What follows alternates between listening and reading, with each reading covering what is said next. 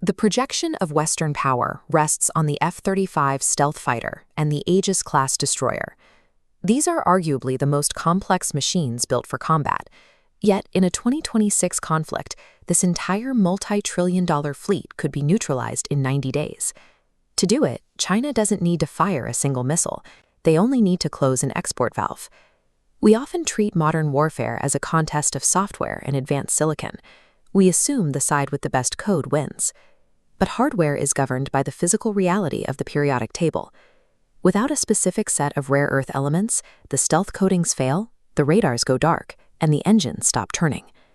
The deciding factor in the next major war won't be a tactical maneuver, but the control of the raw materials required to build the machines. A single F-35 requires 417 kilograms of rare earths, integrated into stealth coatings, engine magnets, and sensors. For an Arleigh Burke destroyer, that jumps to 2.3 tons.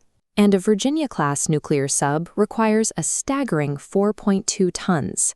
These figures are for peacetime production.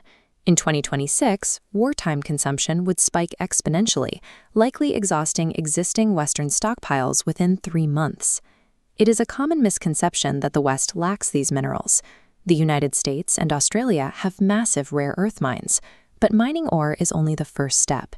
The strategic value lies in refining, a highly toxic, high-pollution, and extreme high-tech process that physically separates those raw minerals into the specialized materials used in advanced military components. China currently controls 85 to 90% of global refining capacity. This creates a bottleneck. Even when minerals are dug up in the West, they must be shipped to China to be processed. This makes the Western supply chain a loop that begins and ends with its primary geopolitical rival. Every kilogram of refined material used in an American fighter jet is processed through Chinese infrastructure. While general rare earths are critical, the most immediate danger lies in the specific components of modern targeting and air defense. Modern combat relies on AESA radars, an active electronically scanned array that tracks multiple targets by steering beams electronically. These systems are built on gallium nitride, or GaN, a semiconductor material allowing radars to operate at much higher power and range. The data on these materials is lopsided. China produces 98% of the world's raw gallium and 68% of its germanium. In 2023, Beijing demonstrated this leverage by implementing export controls on both metals. It was a clear proof of concept for a total embargo. If those exports stop in 2026, manufacturers like Raytheon and Lockheed Martin will lack the physical building blocks to finish their missiles and radar arrays. Advanced engineering designs are useless if you don't control the materials required at the atomic level to put them together. This vulnerability has been visible for years, so why hasn't the West built its own refineries? The answer lies in 30 years of environmental policy.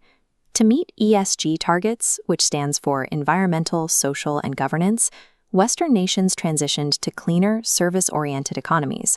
Refining rare earths is a dirty process that creates massive amounts of toxic and radioactive wastewater. To maintain their domestic environmental standards, Western nations outsourced this high-pollution industry to China. Now they face a timeline collision. A wartime stockpile could vanish in 90 days, but building a domestic refinery, including environmental impact assessments and community approval, takes 7 to 10 years. A government can print money to fund a war, but it cannot print 10 years of industrial construction. This is the green trap. By prioritizing environmental purity and industrial outsourcing, the West handed their primary adversary a way to turn off their military. In modern conflict, losing control of the physical foundation of your industry means the war is over before the first shot is even fired.